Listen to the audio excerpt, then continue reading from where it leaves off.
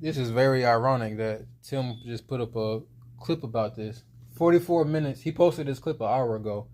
I'm just not coming across it.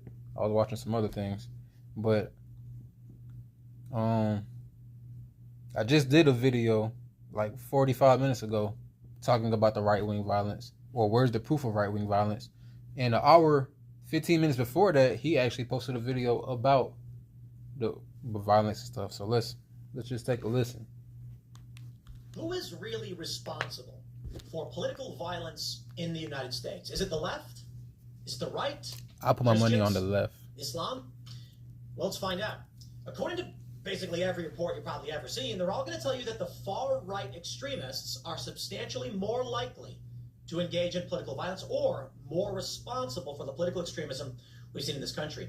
Now, interestingly, The Atlantic, even with that data, has put out a report saying, for the first time in 30 years, far-left violence has surpassed the far-right violence. Now, most of us know this, but the reality is right-wing violence, as we try to define it, does not mean anything according to these people. And they are falsely framing everything about this to try and trick you into thinking the right is dangerous.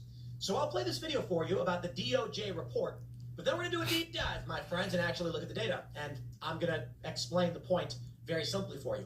Not to bury the lead, I'll just tell you. When we're talking about who's responsible for violence in this country, left or right, the concern is not the fringe wackos of the left or the right. The concern is prominent ideologies. Are white supremacists prominent in this country? They're not. The left will tell you they are, but they're not.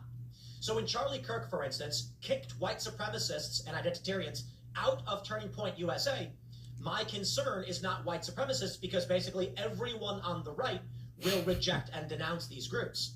They are fringe. Perhaps they're responsible for some degree of violence, but it doesn't represent Trump, Republicans, or moderates. Nope. The question about the left then is the mainstream liberal ideology the principal motivating factor for many of these acts of violence that we've seen in recent history? And the answer is yes.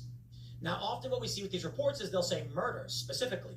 And I do think it's fair to say that fringe right-wing groups or whatever, and I don't mean to say conservative, but traditionalist ideologies are more lethal. And the data does show that that's fair. However, what they'll do is they'll lump in every single group and then claim Charlie Kirk or moderate Republicans are the right. That distinction is extremely important, especially after we find Charlie Kirk's assassin was moderate lib. I mean, they say leftist, but come on, let's be real.